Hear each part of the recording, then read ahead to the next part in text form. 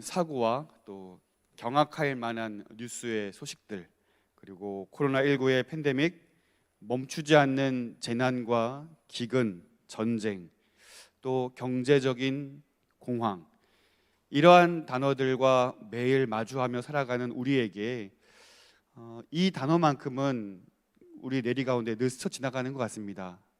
종말의 때가 가까웠다라는 인식입니다.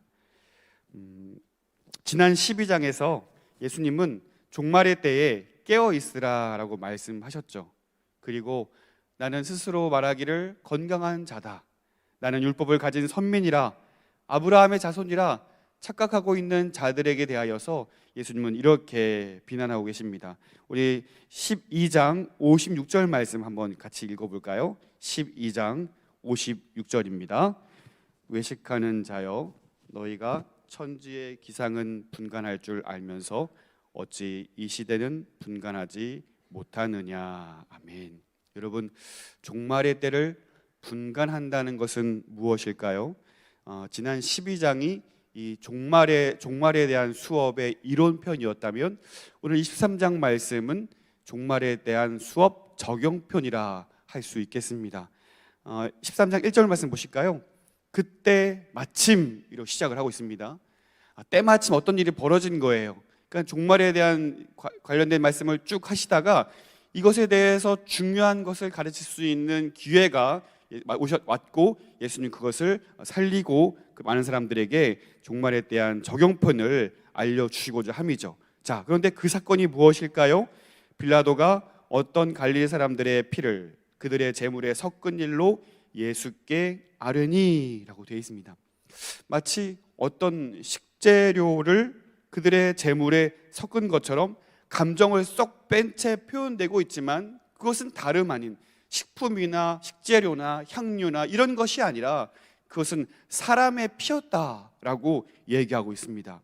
어떤 사건이냐면요, 유월절을 맞이해서 갈릴리에서 올라온 어떤 사람들을 이 빌라도가 군인들에게 명령하여서 그들을 살인한, 그들을 죽게 한 사건이라고 많은 성경학자들이 이야기하고 있습니다. 제단에 바치던 유월절 희생 제물처럼 그들은 끔찍하게 살육을 당한 사건이었습니다.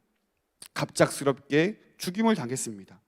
매우 충격적인 사건이긴 했지만 로마의 지배를 받고 있던 그 식민 체제 아래에서는 어찌할 도리가 없는 안타까운 일일 뿐입니다. 이 일로 인해서 빌라도가 신문을 당하거나 살인교사죄라든지 사람을 죽게 했다든지 이러한 죄목으로 인해서 빌라도가 법정에 서는 일은 없었기 때문입니다. 문헌들에 의해서 밝혀지는 건 또 뭐냐면요, 이 유대와 사마리아를 다스리던 관할하던 로마의 총독, 이 빌라도가 5대 총독이라고 하는데 가장 폭력적인 총독이었다라고 평가하기도 합니다. 그랬으니 이런 폭력적인 사건을 당한 유대인들이 할 수 있는 일은 무엇이었겠습니까? 어찌하여 우리의 민족을 이렇게 함부로 대하느냐라고 시위할 수 있었겠습니까? 그 폭력적인 성향을 가진 빌라도를 향하여서 그렇게 할 수 있었겠는가 하는 것이죠. 그리고 이러한 사건에 대해서, 갑작스레 벌어진 이런 고난들에 대해서 당시 많은 사람들이 생각하고 있던 어떤 인식이 있는데요, 그것에 대해서 예수님 말씀하십니다. 자, 2절 말씀도 보실까요? 대답하여 이르시되 너희는 이 갈릴리 사람들이 이같이 해 받음으로 다른 모든 갈릴리 사람보다 죄가 더 있는 줄 아느냐. 이 처참한 일을 당한 그들의 생각은요, 그 갈릴리 사람들에게 죄가 있었기 때문이다 라고 생각했던 거예요. 더 많은 죄악이 있었기 때문에 이런 고난이 그들에게 온 것이다 라는 생각이 유대인들의 사고에 있었다는 것이죠. 마치 욥에게 찾아온 친구들처럼 너에게 죄가 있으니까 하나님의 이러한 심판이 있었던 것 아니냐? 너 자신을 돌아보라. 너에게는 반드시 죄가 있다. 이것이 그들의 사고요, 그 문제에 대한, 고난에 대한 그들의 반복적인 생각이었다는 것입니다. 하지만 예수님의 생각은 다르셨던 것 같습니다. 자, 우리 3절 말씀도 보시겠습니다. 너희에게 이르노니 아니라 너희도 만일 회개하지 아니하면 다 이와 같이 망하리라. 그들에게 죄가 더 많이 있었기 때문에 심판격으로 그와 같은 고난이 벌어진 것이 아니다 라고 예수님께서 선언하고 계시는 것입니다. 누구의 죄가 더 큰가에 대한 우리의 관심을 돌려서 더 중요한 것에 초점을 맞추고 계십니다. 바로 우리에게도 더불어 모든 자들에게도 피할 수 없는 고난이 있을 것이라는 사실입니다. 무엇을 하지 않으면요? 회개하지 않으면 말입니다. 그렇습니다. 종말의 시간은 모든 사람들에게 피할 수 없는 비와 같이 햇살과 같이 우리에게 반드시 임할 것입니다. 그 종말의 때에 반드시 구비되어 있어야 할 것이 무엇이냐면 그것이 바로 회개다라고 예수님께서 말씀하고 계십니다. 이어서 예수님은 이 무너진 망대 사건을 말씀하시면서 회개의 중요성에 대해서 다시 한번 언급하고 계십니다. 자, 우리 4절 말씀도 보시겠습니다. 또 실로암에서 망대가 무너져 치어 죽은 18사람이 예루살렘에 거한 다른 모든 사람보다 죄가 더 있는 줄 아느냐.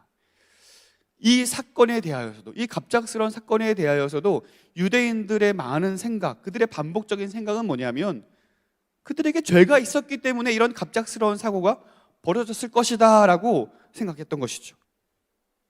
끔찍한 일이 벌어지면, 끔찍한 사건이 벌어지면 이건 다름 아닌 그 사람이 죄를 지었기 때문이다. 당시 장애를 안고 태어나는 사람들이 있잖아요. 그러면 그 장애를 안고 태어나는 사람들에 대해서도 동일한 판단과 동일한 인식이 있었어요. 그 사람이 죄를 지은 것이든 그 사람의 부모가 죄를 지은 것이든 그들에게 죄가 있었기 때문에 장애를 안고 태어나게 된 것이다. 이러한 습관적인 사고, 세상 만사 모든 것이 인과응보라고 집착하는 그들의 모든 생각과 사고에 대하여서 예수님께서는 분명히 말씀하십니다. 아니다. 그것이 아니다 라고 말씀하십니다. 더 많이 죄를 지은 자들, 우리가 흔히 뉴스를 보면서 야, 저런 죄를 짓는 사람들은 마땅히 형벌을 당해야 된다 라고 우리 또한 동일하게 생각을 합니다. 우리 자신도 세상 만사를 떠올려 보면서 반드시 인과응보에 집착하려는 경향이 있습니다. 죄를 지었기 때문에 저런 형벌을 당하는 거야. 저런 죄를 지었기 때문에 그런 일을 당하는 거야. 그런데요, 누군가를 판단했던 그 기준으로 내 자신을 돌아본다면, 제 자신을 돌아볼 수 있다면 저 천장에 있는 저 빔 프로젝터가 제 머리 위에 떨어져야 될 것 같아요. 많은 사람들에게 저 사람은 죄가 있기 때문에 저 사람은 저런 형벌을 당한 거야 라고 판단했던 그런 인식들을 내 자신에게 돌이켜 본다면 제가 이렇게 멀쩡하게 살아가는 일은 기적 같습니다. 저도 역시 그런 형벌을 지금 당장 당해야 할 것 같습니다. 만일 어떤 사람들에게, 어떤 민족에게 끔찍한 일이 벌어져요. 그때 그건 그들에게 죄가 있었기 때문이야. 마땅한 일을 당했어. 하나님의 판단은 옳으셔. 이렇게 정죄하고 이렇게 비난한다면 아니요. 내 자신을 돌아볼 수 있어야 한다는 것입니다. 하나님 앞에서 내 삶에 대한 회개를 이끌어낼 수 있는 기회로 삼아야 한다는 것입니다. 예수님의 관심은요, 그 사건들로 인하여서 누구에게 죄가 있는지, 그들이 어떤 죄를 지었는지, 그들이 얼마나 더 큰 죄를 지었는지에 대해서 관심을 갖는 것이 아니라 그러한 일들이 우리에게 종말처럼 갑작스럽게 다가올 수 있는데 과연 우리는 깨어 있는가? 과연 그때를 어떻게 준비하고 있는가? 이것에 주님은 관심을 맞추고 계시는 것 같습니다. 과연 회개에 합당한 열매를 맺어서 하나님과 친밀한 관계를 맺고 있는가? 이것에 관심이 있으십니다. 여러분, 가장 큰 비극이 있다면 회개의 열매를 맺지 않은 채 종말을 맞이하는 것 아니겠습니까? 그 사람이 회개한 이후에 하나님의 자녀가 되기 전에 이러한 일을 당하는 것이 가장 끔찍한 사고요, 가장 끔찍한 일들이라는 것입니다. 그래서 예수님은 다시 한번 사람들에게 비유로 일러주고 계십니다. 6절부터 9절까지 말씀 우리 한번 다 같이 읽어보도록 할게요. 13장 6절부터 9절까지 말씀 우리 교독해서 한 절씩 읽어보겠습니다. 제가 먼저 6절 말씀 읽겠습니다. 이에 비유로 말씀하시되 한 사람이 포도원에 무화과 나무를 심은 것이 있더니 와서 그 열매를 구하였으나 얻지 못한지라.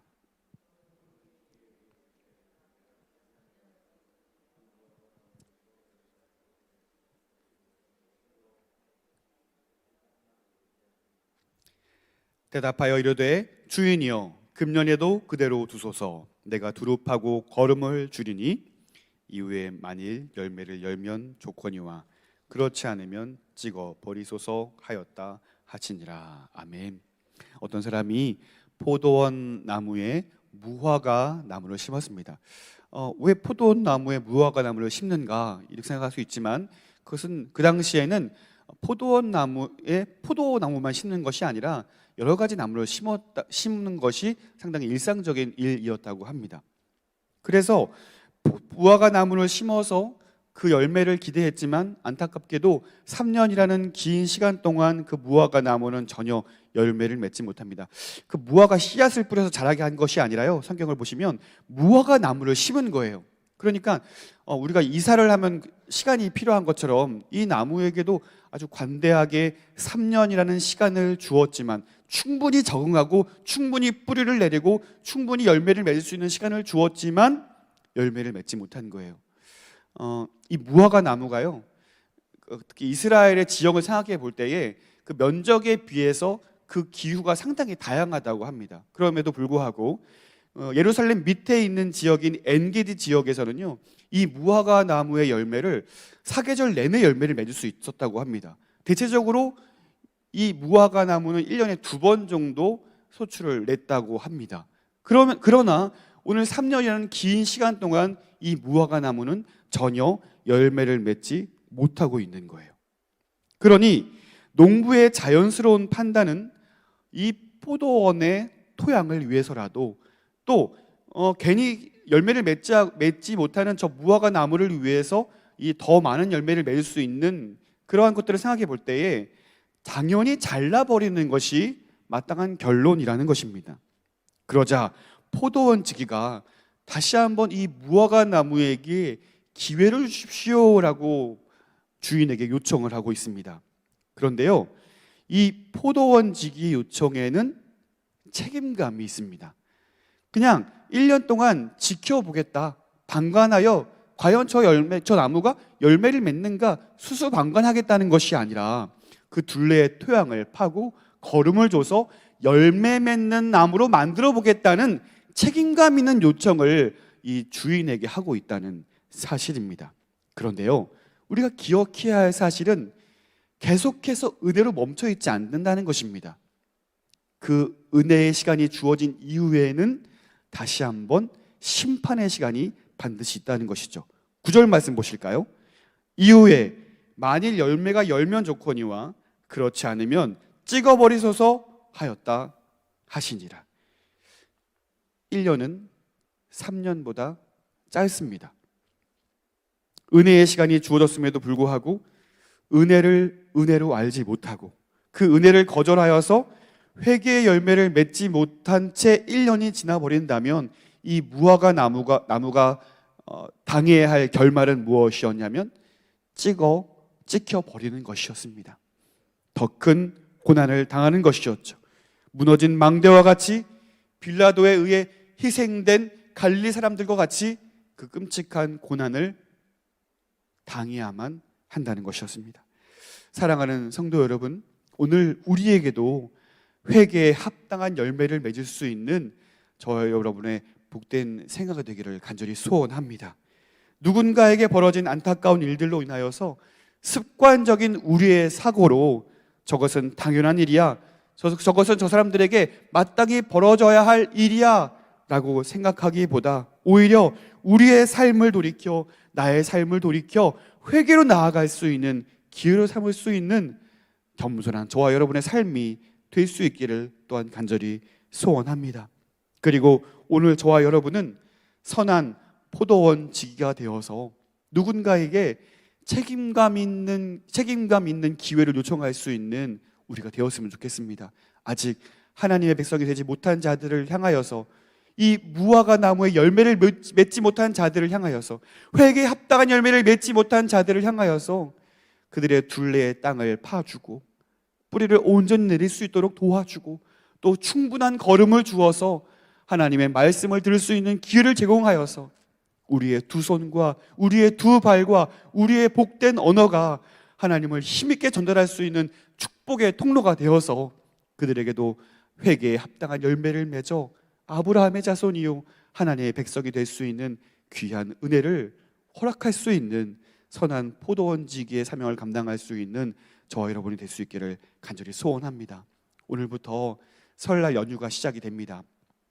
비록 코로나19 때문에 많은 지인들, 또 친척들, 가족들을 만나지는 못하는 어려움 가운데 있다 할지라도 하나님께서 기회를 주실 때에 우리가 선한 포도원지기의 사명을 감당할 수 있으면 좋겠습니다. 먼저는 사랑하는 우리의 가족들에게 회개에 합당한 열매를 맺게 할 수 있는 그 귀한 은혜가 우리에게 있게 되기를 소원합니다. 또한 당연히 벌어질 일이야, 인과응보적인 우리의 사고들로 인해서 우리가 누군가를 정죄하고 이건 당신에게 죄가 있기 때문이야 섣부른 판단으로 인하여서 그들의 마음에 시험을 안겨주는 것이 아니라 오히려 내 자신을 돌아보며 하나님께 회개의 시간으로 나아갈 수 있는 저와 여러분이 될 수 있기를 주님의 이름으로 축원드립니다. 기도하겠습니다.